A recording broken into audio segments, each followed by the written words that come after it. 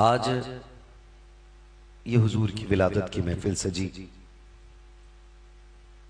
और अंजुमन सनाए मुस्तफ़ा के ज़ेर एहतमाम ये नूरानी काफिला जलवागर है। बुजुर्गों ने फरमाया कि जब महफिल में दिल लगने लग जाए तो समझें कि हुजूर की तवज्जो महफिल की तरफ हो गई है। बात हुजूर की हो और बंदा फिर भी अपने ख्यालात में डूबा रहे तो फिर उसे मौलवी में नहीं अपने अंदर कमी तलाश करनी चाहिए। मगर मैं ये देख रहा हूं कि पटना की जमीन है, काबिल लोग यहां रहते हैं, मेहनती लोग रहते हैं पटना की जमीन पे और काबिल लोग यहां से तैयार होते हैं। 1:30 बजे आपका बैठे रहना ये आपकी मोहब्बतों का सबूत है। और मैं ये समझता हूं कि इतनी लंबी बैठक, जहां तक मैं समझता हूं तकरीबन 10 बजे से आप बैठे होंगे, 9:30 10 बजे से आप यहां बैठे होंगे।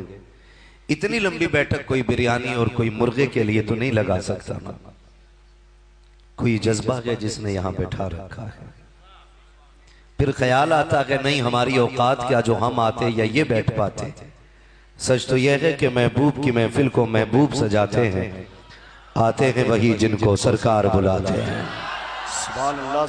यहाँ कोई अपनी मर्जी से नहीं आया, ना कोई भाई मोहम्मद अली के लिए, ना कोई मेरे लिए। हमारी औकात क्या है? हम जैसे कितने आए और आकर के चले जाएंगे, और कितने आए आकर के चले गए, बड़े बड़े आए आकर के चले गए और चले जाएंगे।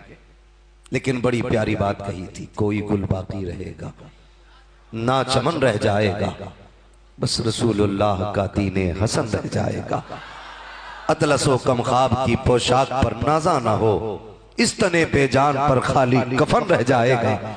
हम सफीरो बाग में हैं, कोई दम के चहचहे, बुलबुलें उड़ जाएंगी, सोना चमन रह जाएगा।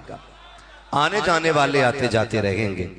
हिंदुस्तान का बहुत बड़ा शेर कहने वाला शख्स भाई महबूब गौहर साहब की शक्ल में बैठा हो, जिसने सवाने आला हजरत मंजूम तहरीर की हो, मैं समझता हूं उसके सामने शेर पढ़ना ये तो गुंजाइश रखता है, लेकिन अपने शेर कहना हम जैसों के लिए गुंजाइश ही नहीं है, क्योंकि हमें कहने भी नहीं आते। लेकिन एक बात बड़ी प्यारी कही थी किसी ने, कहा था कि जिंदगी खत्म हुई और कलम सूख गए, तेरे औसाफ का एक बाप भी पूरा ना हुआ।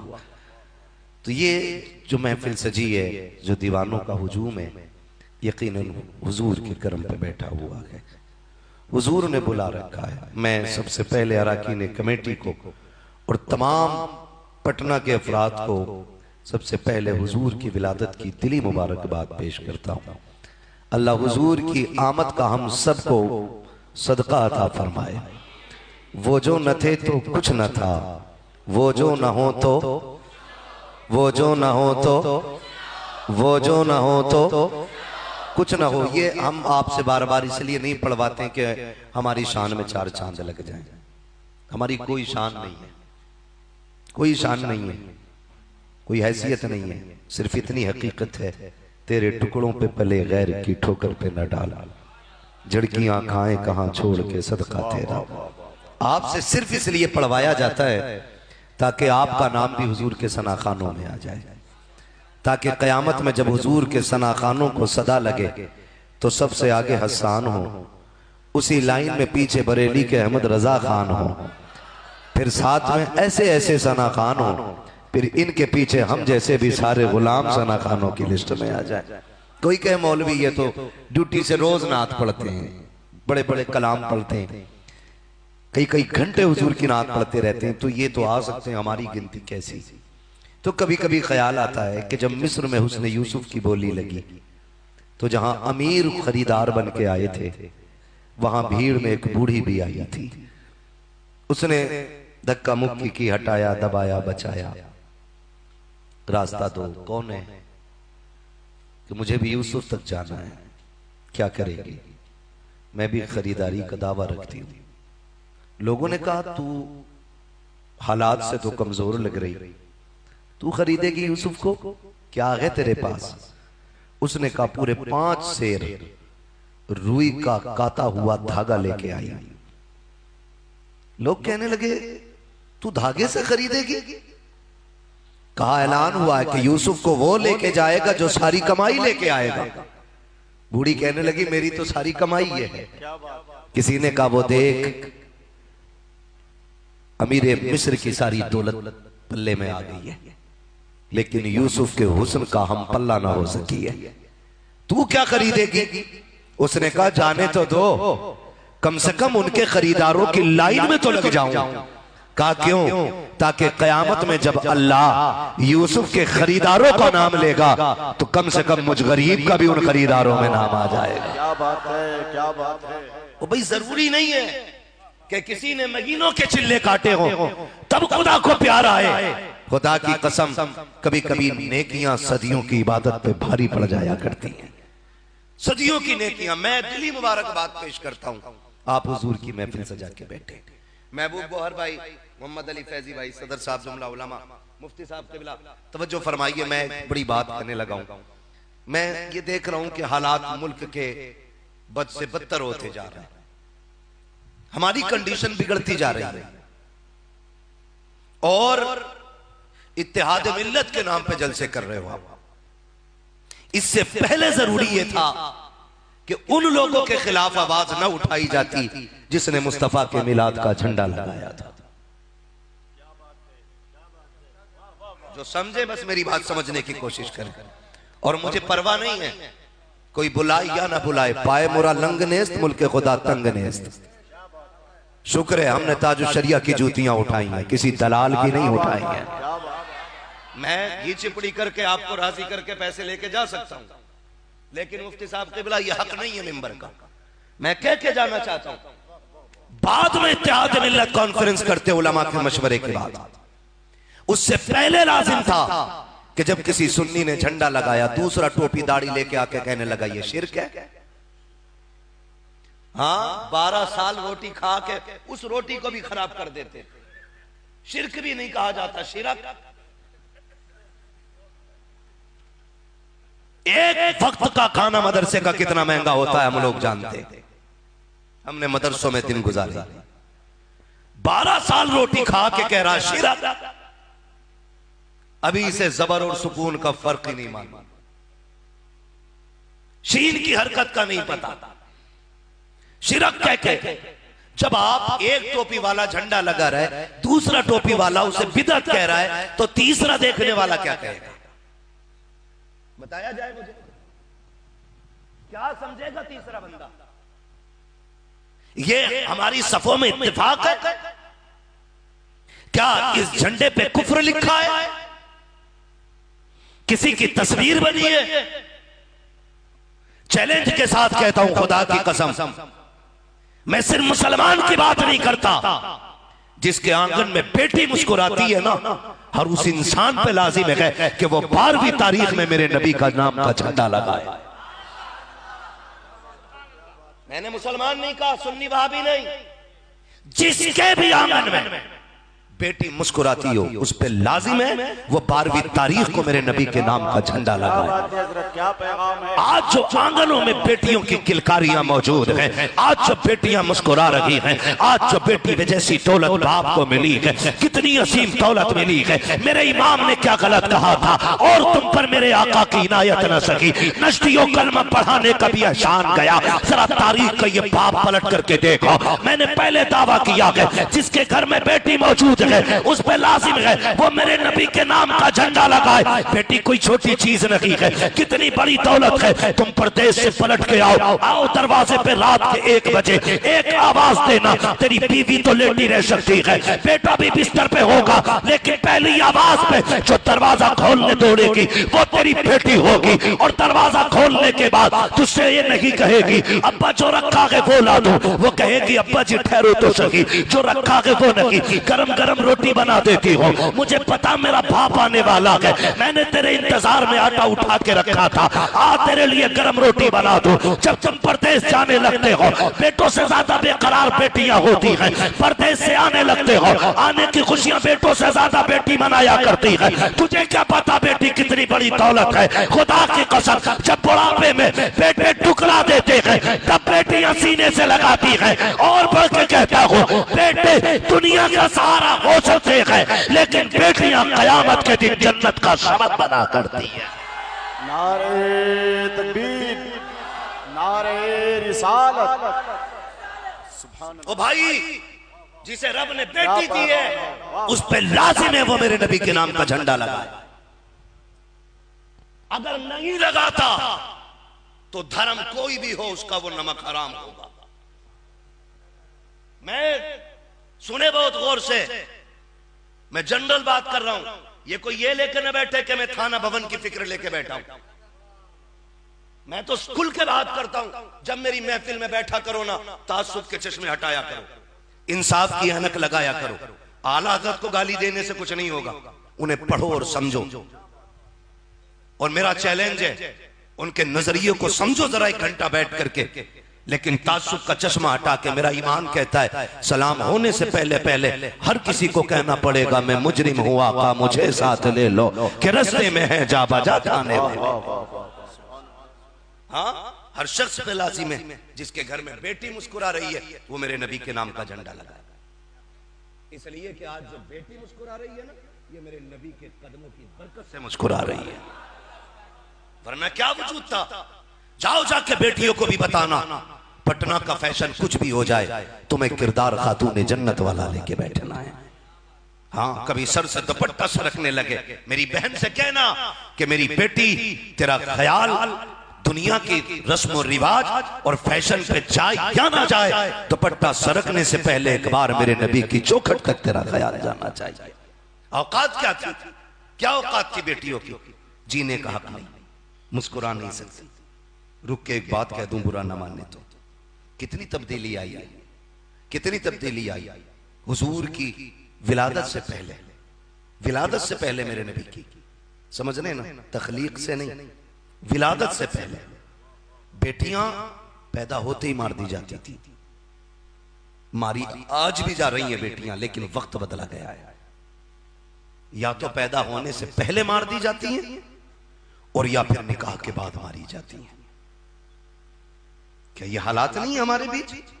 मुफ्ती साहब क़िबला बैठे हुए, जाओ जाकर के दारुल इफ्ता के फतवे चेक करो, 80% से ज्यादा तलाक के मसले आते हैं, बाकी 20% में सारी जरूरतों वाले।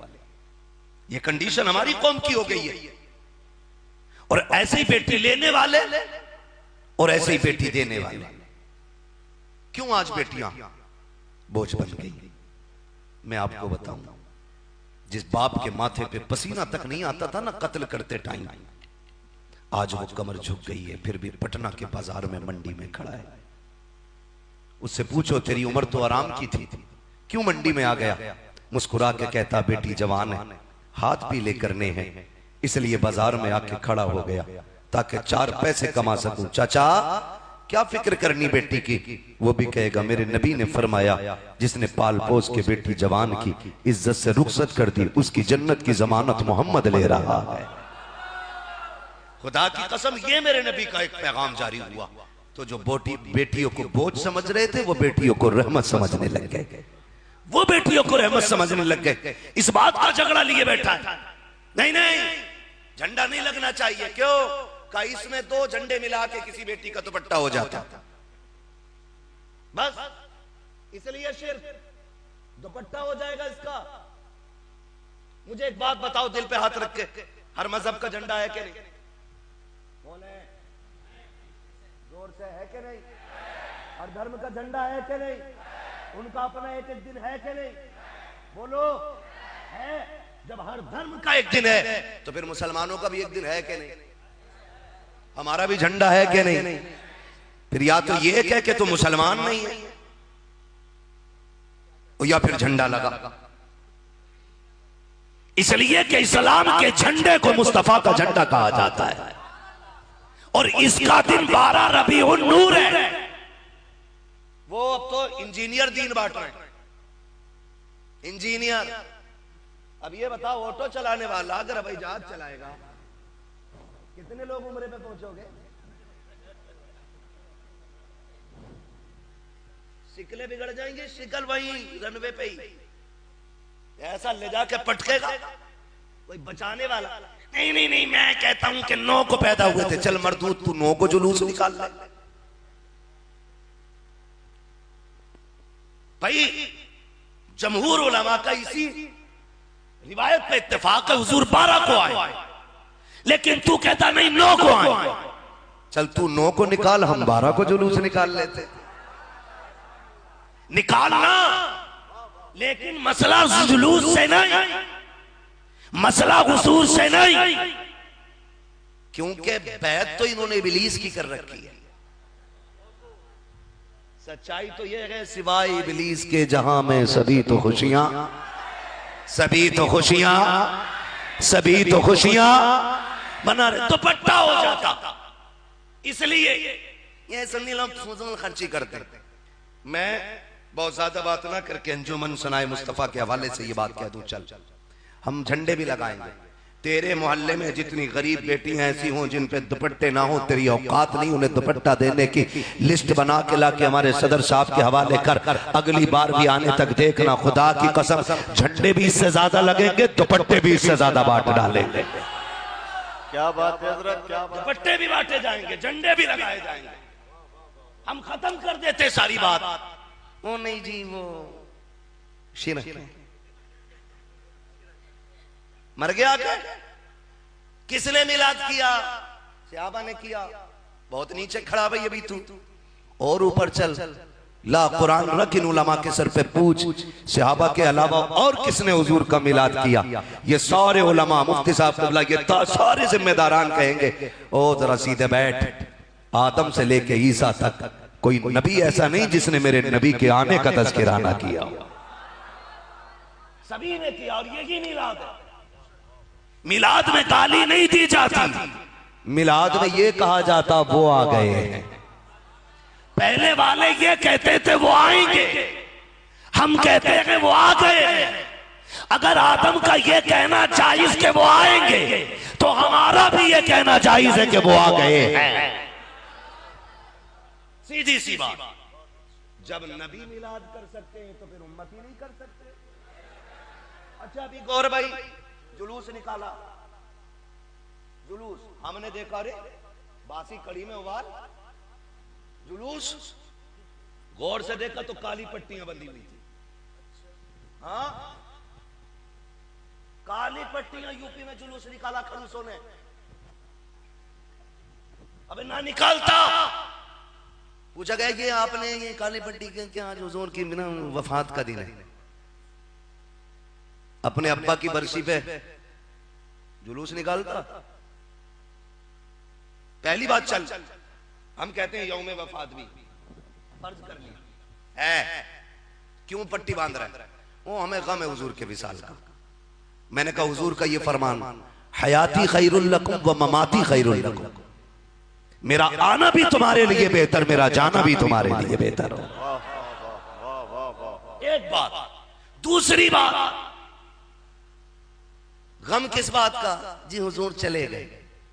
तो मैंने कहा काश तू बरेलवी होता तो ये कहता ही नहीं हुजूर चले गए। क्यों? मेरे इमाम ने जो शेर कहा,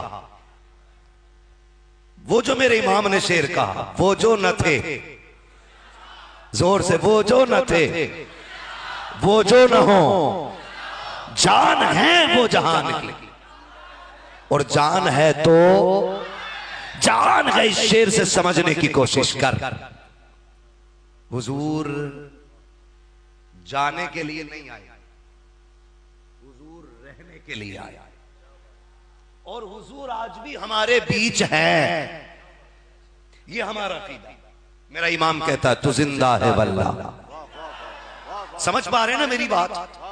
अगर कोई काबिल बंदा बैठा हो, मैं अभी काबिलियत का नशा उतारूंगा 2 मिनट में। अभी मैं एक इल्जामी बात कर रहा हूं, समझे जरा। तू जिंदा है वल्लाह, मेरे चश्मे आलम से छुप जाने वाले, ये नजरिया हम बरेली वालों का। अब सुने, पहली उम्मतें देखे। मेरे दोस्त, मेरे भाई मुफ्ती साहब क़िबला बैठे, महबूब गौहर साहब मेरे बड़े भाई, ये तमाम तरह हमारे सर के ताज उलमा बैठे हुए हैं। जनाब शाकिर नूरी साहब ऐसी नात पढ़ते थे, दिल में सीधी उतर रही थी। समझ रहे ना मेरी बात?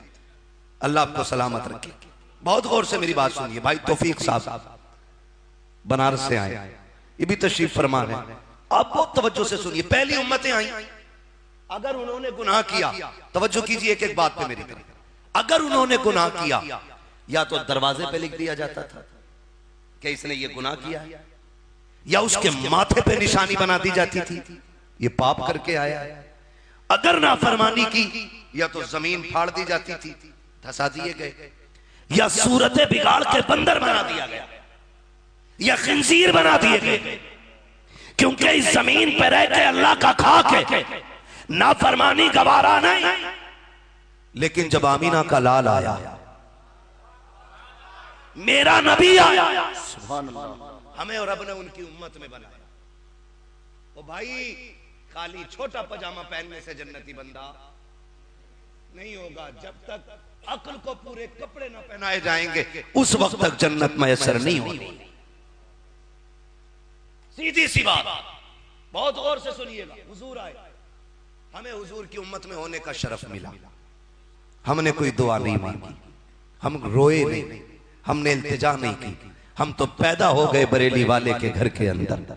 एक बरेलवी बाप की गोद में हमने आंखें खोली, उसका आंगन देखा, उसने कान में अजान पढ़ के कहा मुबारक हो, हुजूर की उम्मत में पैदा हो गए हो। मैं समझता हूं इससे बड़ा एजाज ही कोई नहीं। अपने महबूब की उम्मत में बनाया मुझको, शुक्र किस तरह करूं मालिको मौला तेरा। दिला बस खौफ से पत्ता सा उड़ा जाता है, पल्ला हल्का सही भारी है भरोसा तेरा। हुजूर की उम्मत में पैदा हो गए। फिर अब बताओ कौन सा गुनाह हमारे बीच नहीं है? झूठ, चोरी, दगा, अय्यारी, मक्कारी, अय्याशी, बेगैरती, बेहयाई, एक गुनाह ऐसा बता दो जो आज इस उम्मत में मौजूद नहीं। बोलो है क्या? डर क्यों रहे हो? पर्दन पर्दन बताएं किसका क्या गुनाह है कि नहीं हमारे बीच सारे गुनाह? बोले हैं कि नहीं हमारे बीच सारे गुनाह? होना तो ये चाहिए था कि जमीन फट जाती, सूरतें बिगाड़ी जाती, हमारे ऊपर पत्थर बरसा दिए जाते। जब पहली उम्मत हो एक गुनाह की बुनियाद पर उनके बेड़े गर्क कर दिए गए, एक एक दिन में सूरतें बिगाड़ के दुनिया से मिटा दिए गए। लेकिन आज कौन सा गुनाह है एक बंदे के अंदर? आज हम बने फिरते हैं कुर्ता टोपी ओढ़कर। जिस दिन अल्लाह पर्दा खोल दे, अल्लाह की कसम मुंह दिखाने के लायक हम नहीं है। आप अपने आप को पारसा समझते हो, शायद हो के, लेकिन हम गुनाहगार लोग हैं। इतना समझते हैं वो तो उसने पर्दादारी की हुई है, वरना औकात नहीं है जमीन पे कदम रखने की। सच्ची बात कहता हूं यार, कौन से गुनाह हमारे बीच नहीं है? जमीन फट गई होती, पत्थर गिर गए होते, लेकिन अब तक चेहरों पे रंग बाकी है, वजूद सलामत है, खुशियां मौजूद हैं। मैं पूछना चाहता हूं ये अजाब क्यों नहीं आ रहा है? तो कुरान झिझोड़ के कहता है इसमें तेरा कोई कमाल नहीं है, न तेरे सजदे हैं, न तेरी इबादत है, न तेरी रियाजत है। ये कमाल तो रब के महबूब का है। रब ने वादा किया है मा कान अल्लाहु लियुअज़्ज़िबहुम व अंत फ़ीहिम रसूला। महबूब जब तक आप इनके बीच में रहेंगे इनको अजाब नहीं दिया जाएगा। इससे पता चलता है ये जो अजाब नहीं आ रहा है ये तेरी मेरी वजह से नहीं, मदीने वाले मुस्तफा की वजह से नहीं आ रहा। नारे तकबीर, नारे रिसालत। हजरत अल्लामा मुफ्ती हम्माद रजा साहब मुरादाबादी जश्न ईद मिलादुन नबी मसलके आला हजरत। तवज्जो है सारे लोगों की? हुजूर ना होते ना हमारे बीच खटिया खड़ी कर दी गई होती, अब तक कोई बचाने वाला नहीं होता। और तुम पर मेरे आका की इनायत न सगी, नजदियों कलमा पढ़ाने का भी एहसान गया। ओ भाई, झंडा सबको लगाना था लेकिन नहीं लगाया। जुलूस भी निकाला तो मातम, गम। हुजूर आए, कायनात मुस्कुराई। वो खुदा की कसम दिल दुखते हैं कई बातों से, कई बातों से। खाली स्टेज पे बैठ के उम्मत को इकट्ठा करने से काम नहीं चलेगा, नजरिए भी संवारने पड़ेंगे, अकीदे की भी इस्लाह करनी पड़ेगी। अकीदे की भी इस्लाह करें। क्या मसला है? हमारी जमीन का झगड़ा नहीं किसी से, मैंड का नहीं है, ना हमने किसी का छीना ना हमसे किसी ने छीना है। हम अपने हिस्से का खाते हो, तुम अपने हिस्से का खाते हो, लेकिन फर्क इतना है, फर्क इतना है, फर्क इतना है, नबी को वैसे मानो ना जैसे मानने का हुक्म दिया गया है। उनसे प्यार होता तो उनका झंडा बुरा लगता? बताओ, पंजे का झंडा लगता है, इलेक्शन आएगा ना, सारे झंडे लगा लेंगे, कोई साइकिल का, कोई पंजे का, कोई हाथी का, कोई फूल का, और कोई काय के चलते हैं तुम्हारे यहाँ है? लालटेन और झोपड़ी, तीर, बल्ले, गैंग, सारी सज जाते। अच्छा एक बात बताओ, किसी के दरवाजे पे अगर पंजे का झंडा लगा हो, देखने वाला कौन सी पार्टी का समझता है? जोर से यार, इलेक्शन नहीं लड़ा रहा हूं मैं। कौन सी पार्टी? कांग्रेस। और अगर फूल का लगा हो तो बोलो जोर से, बीजेपी। और लालटेन लगी हो तो, और झोपड़ी बनी हो तो बोलो यार, है ना? कुल मिला के बताना ये चाहता हूं, हर झंडा पार्टी का पता बताता है, हरा झंडा मुस्तफा के रिश्ते का पता बताता है। ये जितने उलमा, महबूब भाई, ये सारे उलमा सफर करते, जहां झंडे दिखते हम समझ जाते सुन्नी लोग रहते हैं, हुजूर से प्यार करने वाले लोग रहते हैं, है ना? अभी एक खड़ूस का बयान सुना, मैं किसी तोते और खड़ूसों की बात करना नहीं चाहता, हुजूर की महफिल है, मैं ये चाहता हूं मकरू लोगों से दूर रखना बात, बस इतना बताना चाहता हूं। शुक्र है रब ने हमें बरेलवी बनाया है, और सुन्नी बरेलवी, हाँ, आला हजरत हमारे हिस्से में आए, हमारे हिस्से में आए, ये करम है रब का। तवज्जो है सारे लोगों की। तो सारे झगड़े झंडे पे, फिर जुलूस पे झगड़ा, फिर अगरबत्ती मोमबत्ती पे झगड़ा, फिर विलादत पे झगड़ा, कितनी बातों को लेके झगड़े करते हो। मौलवी इत्तेहाद मिल्लत कॉन्फ्रेंस में मौलवी भेजा था, पहले झगड़ा झंडे का निपटा के भेजते, पहले अगरबत्ती मोमबत्ती का मामला फाइनल करके तो भेजा होता, विलादत के मसाइल निपटाए जाते। हम ये जानते हैं जो बुनियादी झगड़े हैं, तुम्हारे बाप की औकात नहीं है बात कर सको उन झगड़ों पे, इसलिए कि हमारे उलमा ने, हमारे अकाबिर ने ऐसी कीलें ठोक दी है कि सुबह क़यामत तक तुम्हें उस ताबूत से कोई निकाल नहीं सकता है। जन्नत में जाने का सिर्फ एक ही रास्ता है, बरेली वाले की चौखट पे आ जाओ, अपने बातिल अकीदों को आग लगाओ और वहां आके बोलो मैं मुजरिम हुआ का, मुझे साथ ले लो के रास्ते में है जा बजा जाने वाला। क्या बात है, क्या बात है। नारे तकबीर और जोरदार तरीके से नारे रिसालत, मसलके आला हजरत, जश्न ईद मिलादुन नबी।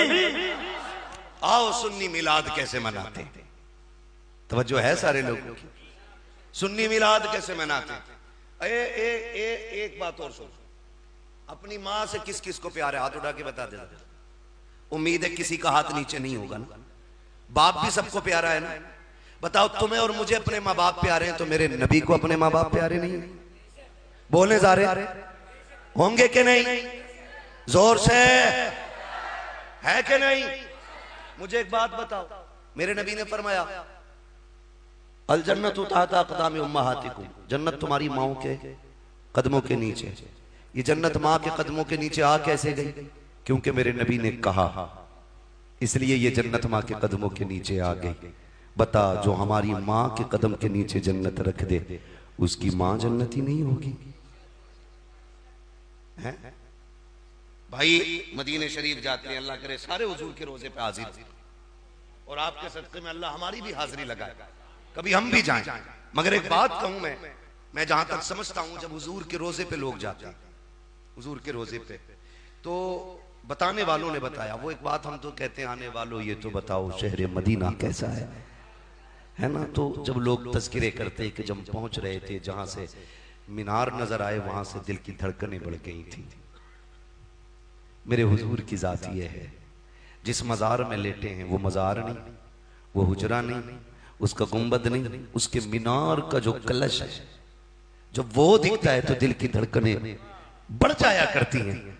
मैं सोचता हूं आमीना तेरे मुकद्दर पे कुर्बान जाए, तूने उस लाल को सीने से लगा के कभी जुल्फों को संवारा होगा, कभी तूने उसके माथे को चूमा होगा, कभी तूने लबों को चूमा होगा, कभी लाल कह के सीने से भी तो लगाया होगा। आमीना तेरे मुकद्दर पे कुर्बान जाए, ऐसा नसीब कौन लेके आया होगा? कौन ऐसा नसीब लेके आया?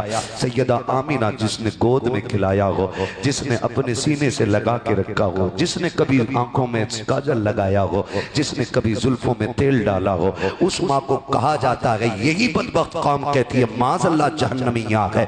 मैं पूछना चाहता हूँ, नबी की अम्मी की बात अगर बयान करूँ, आप तारीख की किताबें उठा करके पढ़ लीजिए। मैं इमाम अहमद रजा की बात नहीं कर रहा हूँ, अगर उनके हवाले से बात करूँ तो शायद आप कहोगे कि साहब ये इमाम अहमद रजा आशिक थे, इश्क में लिख के चले गए। मैं मुअर्रिखीन के हवाले से आपसे ये बात कहना चाहता हूँ, मुअर्रिखीन ने लिखा है, जब मेरे नबी माँ की शिकम में आए, सैयदा आमीना कहती हैं, एक दिन मैं लेटी हुई थी, मेरे माथे पे पसीना आया, मेरी कमर के पीछे से ठंडी हवा के झोंके आने लग गए। कहती हुजूर मेरे शिकम में है, मेरी कमर के पीछे से ठंडे झोंके आए, मैंने मुड़ के देखा ना तो जो चांद सी शहजादियां खड़ी थी, हाथों में पंखे थे, हवा कर रही थी। मैंने कहा था शहजादियों अभी तुम कहां से आ गई हो? और